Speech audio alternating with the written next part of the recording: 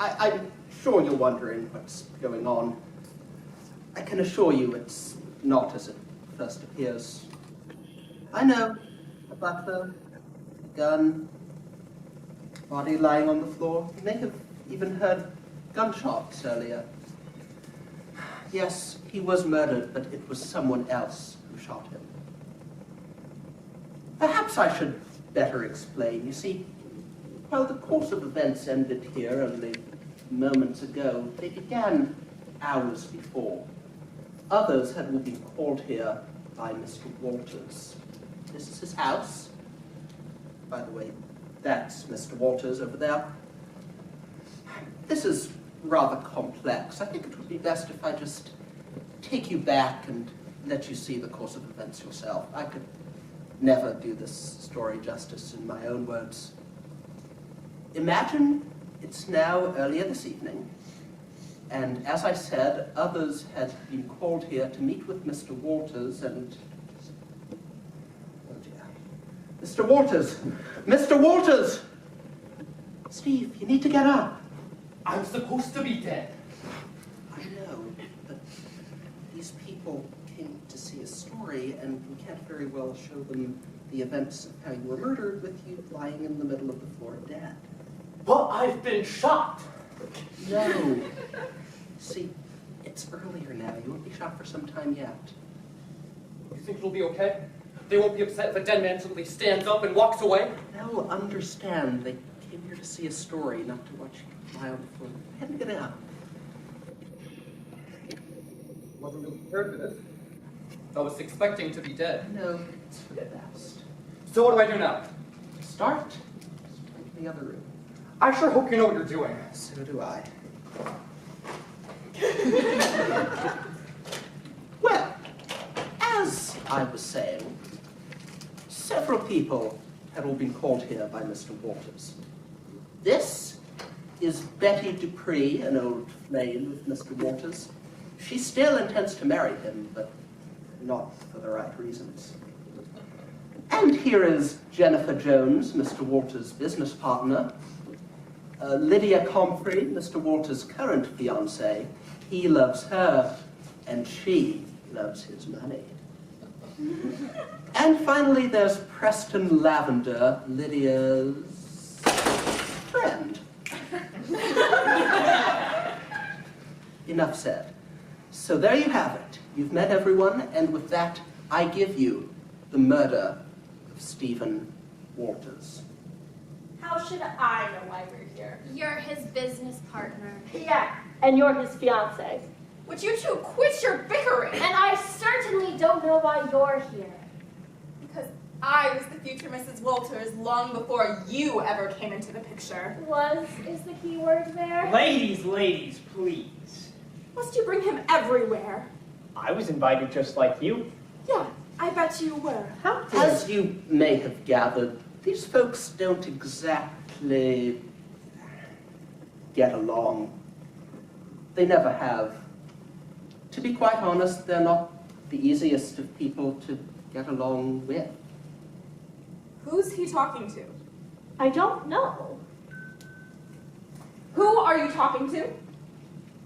The audience. That's just great. Go ahead and spoil the illusion. I'm simply trying You're to... ruining the story. You've broken our pace. I'm acting as the narrator, just as I'm supposed to. And I suppose next you'll be telling them how it ends. They know how it ends. What?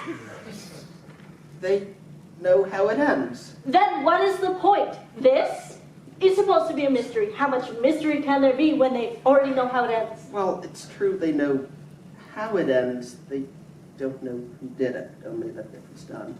Isn't that a big part of the mystery? It can be, but in this case, the real mystery is who, not how. And they don't mind knowing the end up front? They're still here, aren't they? That guy in the third row, he shifted in his seat 3 times already. Well, I think they're about to bolt. They won't vote if you guys stick to the script and keep the story moving ahead. So it's our fault now. Let's just get back to the story, okay? Thank you. As I was saying, There is no great love shared amongst any of these folks. To put it quite bluntly, they hate each other. But in that hate is the one common thread that brings them all here today. As much as they all hate each other, they despise Stephen Walters even more. I'm still not so sure about you talking to the audience like this. I just don't understand it. It's been done for thousands of years. It's called an aside. A what? An aside. Theoretically, when I'm talking to the audience, you're not supposed to hear me. That's silly. We're right here. How could we help but hear you? You don't understand. Of course you can hear me, but you're supposed to go on as if you can't. The aside is an opportunity for me, as the narrator, to speak with the audience. It's almost like I'm having a personal conversation with each member of the audience. I don't think they paid for that. Shakespeare used asides all the time. Who's that? It's like the chorus in the ancient Greek plays. Greek salad? But this isn't a musical. Just because there's a chorus doesn't mean it's a musical. Then why would they have a chorus? That's what I'm trying to explain. Then get on with it. We've got a story to tell here. Right. The story. Where were we? You were about to explain the purpose of a chorus to us. I meant this story. Remember the murder and all? I, for one, don't feel like I can continue until you explain this chorus business. And that aside thing you keep pulling. I'll have to second that one. What are you doing here? I wanted to hear what you were talking about. Good heavens. What about the audience? Already paid their money. How do they know this isn't the show they came to see anyways? Yes, we already told them it was a murder mystery. Oh, yeah. But I want to know what the chorus is for if it's not for singing. Folks, please bear with us for a moment. I promise this won't take but a minute, and we'll get right back to our story. Thank you. Yes! Thank you.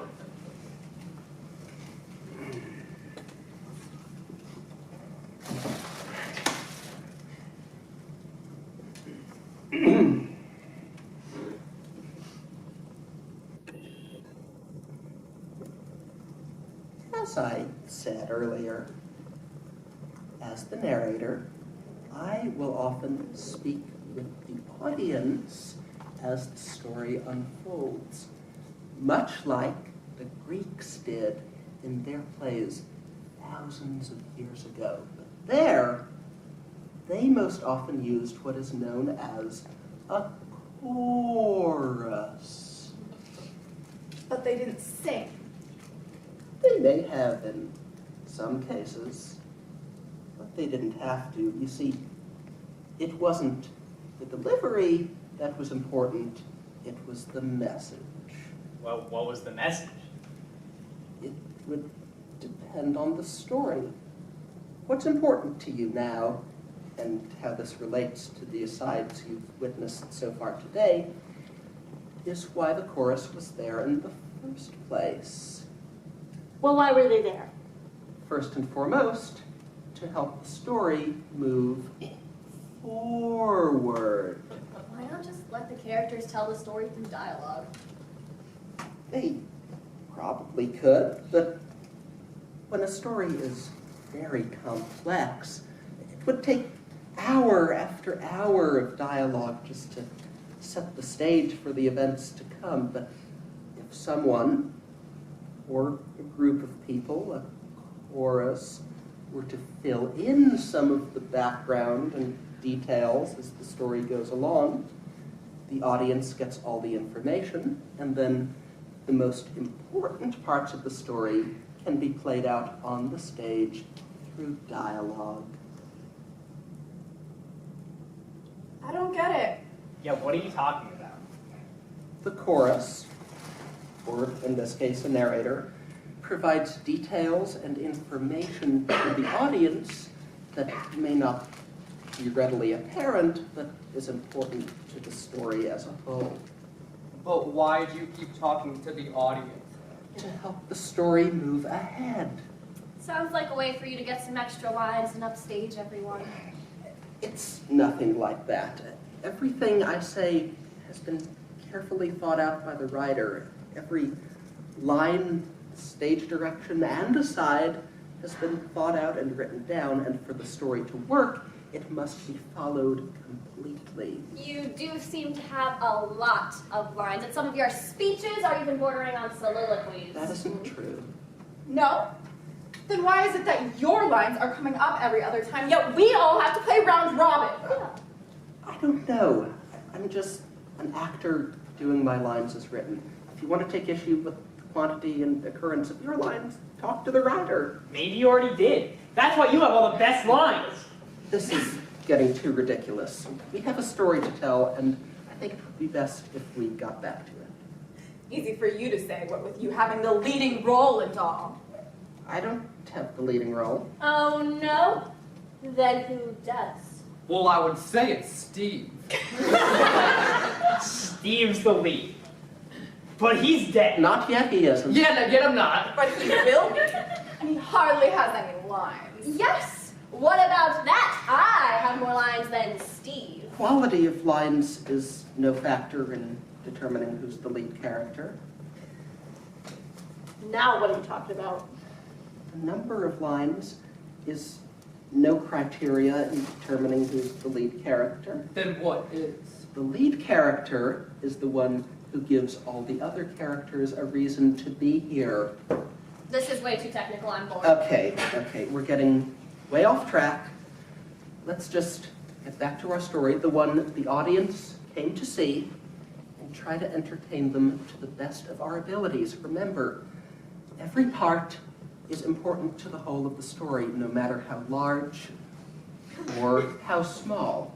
Was that a shot at me? No, I'm just trying to get the story back on track and at the same time appease your delicate actor egos. Oh, okay then. May I continue now? As long as we all And you're all okay with my being the narrator and talking in asides to the audience? No, I My guy really needs don't to stop. stand. I'm the lead.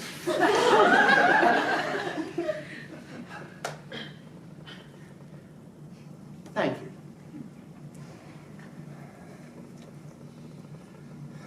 Actors. Now, where was I?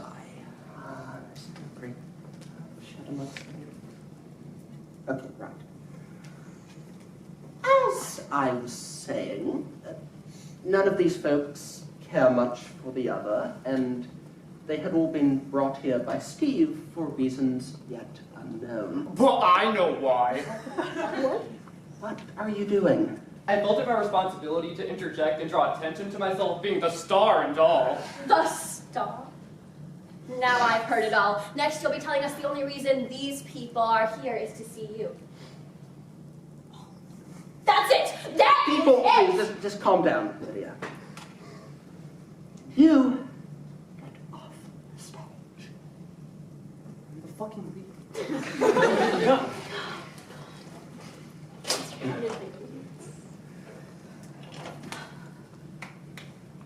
May I get you anything? May I get you anything? May I get you anything? Are you talking to them or us? To you. I am the butler, after all. May I get you anything? No? I'm fine. Anyone else? I'm all. Thank you. I think I'd like a root beer. What? I'd like a root beer, please. You're supposed to say no. I am? And I say, anyone else, you're supposed to say no. Really? Yes. You sure about that? Yes. But I really am thirsty. What? You need to get with it. Jennifer. We have a story to tell, after all. I'm thirsty. You know, so am I. People, Actually, me too. people, now that you mention it, I'm kind of thirsty too. people, I'm thirsty too, John. people!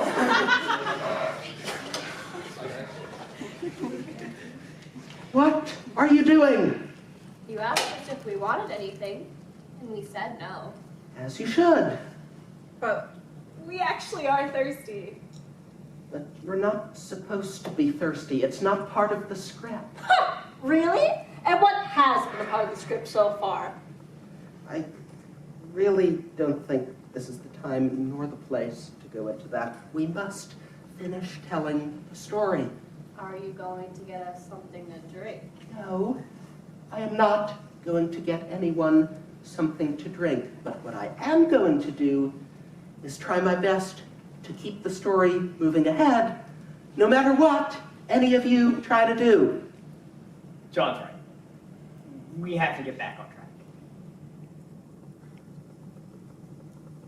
And with that, I shall go. I believe that's your cue, Jennifer. What? My cue? Yes, thank you. Thank you so much. Before you go, why did Steve call us here tonight?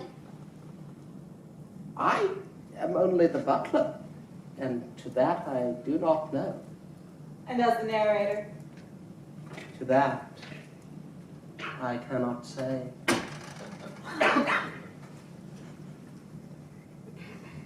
We've been waiting here 15 minutes now, and we still haven't seen Steve.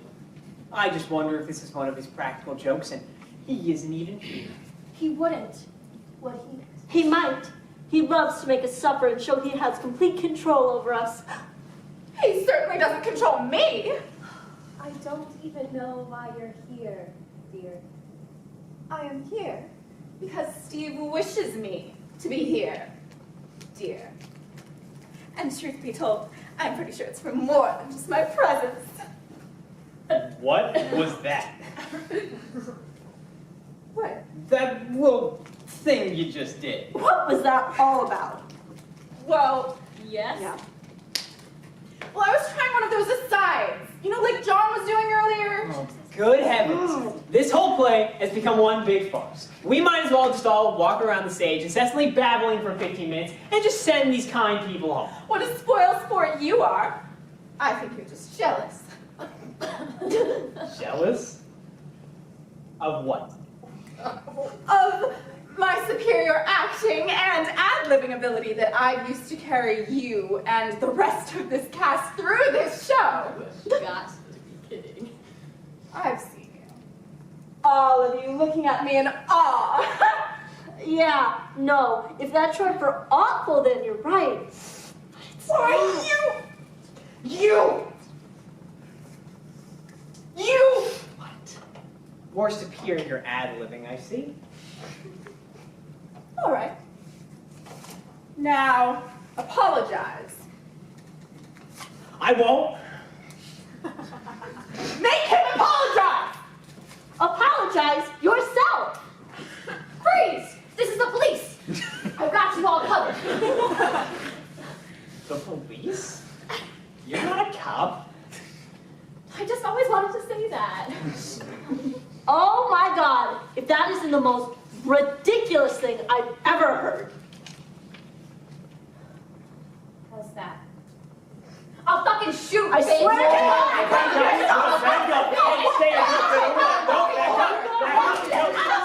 You all got so much to live for. Are you sure? Why would this thing work? Bang! That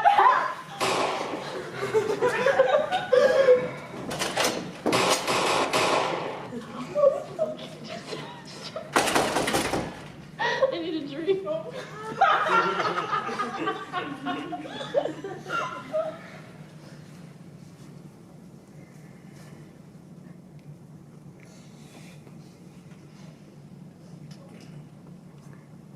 Well, this is where you came in. The gunshots, the body falling, the butler with the gun. With a little mystery a little suspense, and a little humor, this has been The Murder of Stephen Walters. It's been a pleasure having you here with us to share our story tonight, and we sincerely hope that you have enjoyed us as the audience just as much as we, the actors, have enjoyed you. Thanks for coming, and have a great night. Good night, everybody.